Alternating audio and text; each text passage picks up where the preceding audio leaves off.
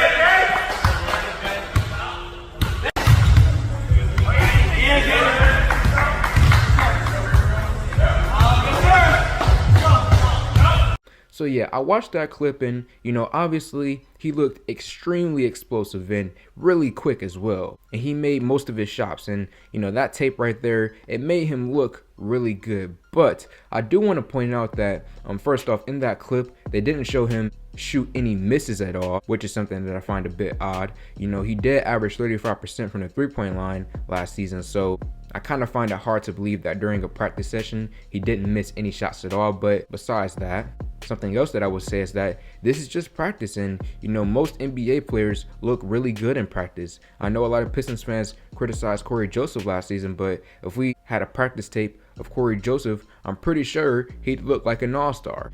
So regardless of all of that, I just want to say that I'm fairly skeptical when it comes to a possible pick of Jaden Ivey, and it's simply because of Cade Cunningham. And the reason why it's about Cade is because we know he's our franchise player. We need to build around him and create this team in a way that it best suits Cade so that he could play at his best possible ability. So if we were to take another guard in this draft, which we've done a lot in previous years, first it was Killian Hayes, then Cade Cunningham, now possibly another one this year. But if we are to take another guard, do we need another top scoring threat and someone to develop to turn into someone like James Harden, for example, or John Wall, these scoring guards who can put up a lot of numbers?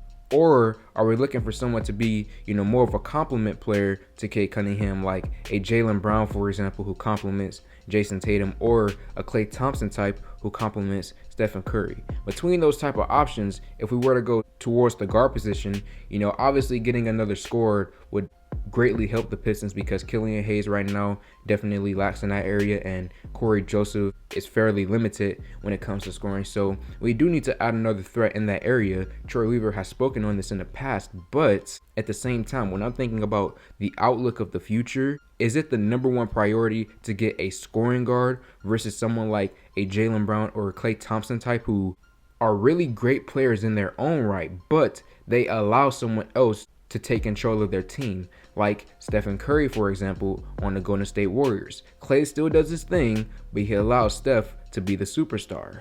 So what will Ivey be? Will he be one of those type of players like James Harden, who is a high volume scorer, or will he have other areas to his game where he can complement another superstar type player? That's the question I pose to you guys. So to wrap this video up, I still believe that Jaden Ivey deserves heavy amounts of consideration when it comes to the 5th overall pick.